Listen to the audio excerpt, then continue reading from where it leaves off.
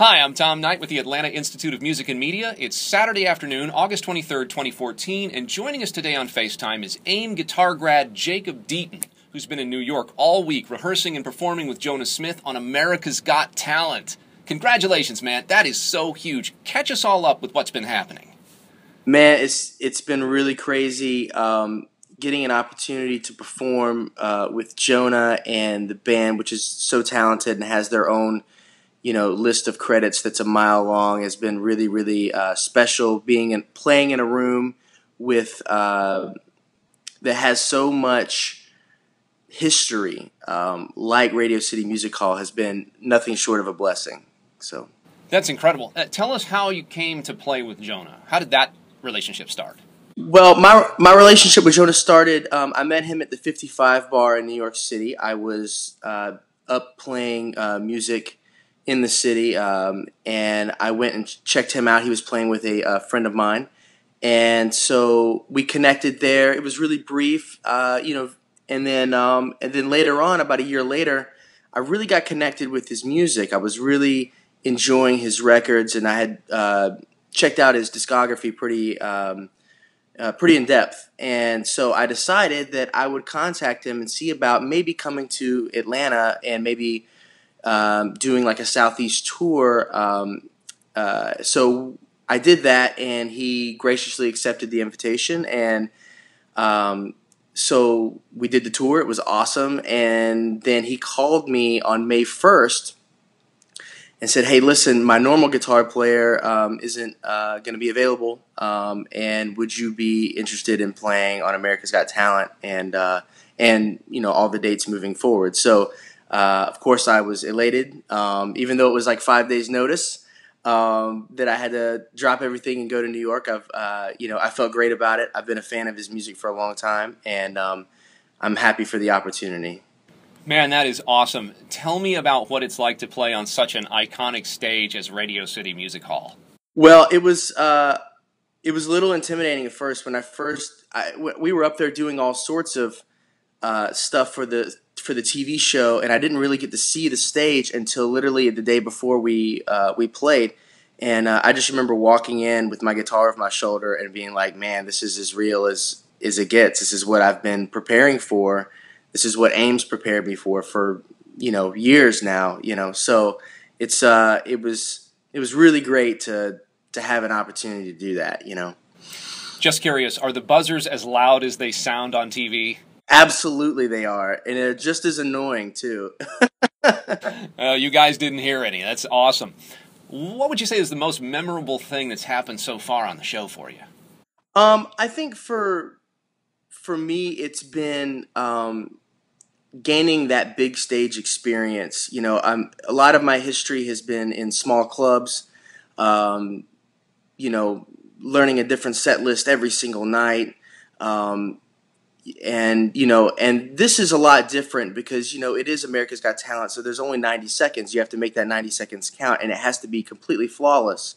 And you rehearse that 90 seconds for over a week, to make sure that it's right and it's good for TV, and so this has been a really good experience for me, learning how the TV side of the music business really is, and how that has made me a better player, through that, as far as my attention to detail and everything. So, brilliant. Is there anything you can tell us about America's Got Talent, like cool secrets that maybe the rest of us don't know? I'm trying to think. I guess that reality TV is very planned, but.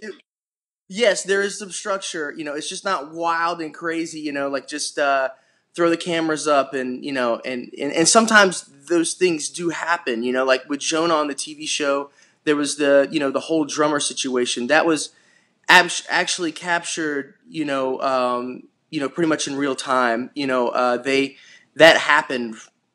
While we were all in holding, waiting for our next interview and stuff for the TV show. So, reality happens, when you put, 80, 100 people in a room, something's going to happen, so they have cameras everywhere. But I will say that they're very thorough in getting tons of B-roll footage to make sure that the artist is best represented. And I guess another thing I would say too is that the judges are really, really cool.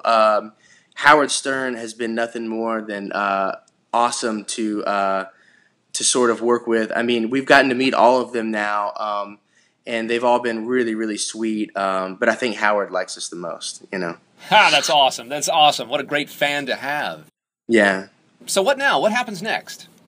Well, we begin rehearsals on Monday with Grammy Award winning producer Graham Stack, which he oversees all the music, and various other people from Sony Epic, I believe, that we'll be rehearsing with him for a whole week for this 90 seconds, and it'll be very much, everything we do will be very much under the microscope. It's a lot of work, but there'll be a whole lot more stuff. They're talking about some network TV interviews and those kinds of things. So I don't know exactly the schedule with that and when it's going to be, but America's Got Talent always has a laundry list of things for you to do. So there'll be a lot of public speaking appearances, I believe, and a lot of rehearsing. So, and not a lot of sleep for another week. Sorry to hear that, but I'm happy for you to have this opportunity.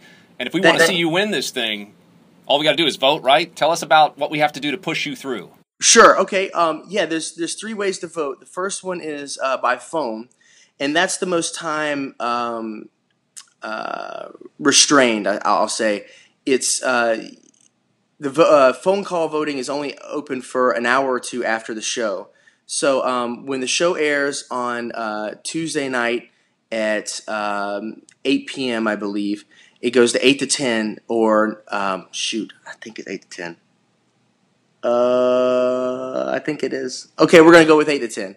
All right, so what you can do is you can vote by phone right after the America's Got Talent ends on Tuesday night for about 2 hours, and you can vote up to 10 times there. And then also you can vote on Google and also on NBC's website, both of which will require email addresses. But you can, if you have multiple email addresses, you can vote with even more. So you can vote up to 30 times with one email address, I would say.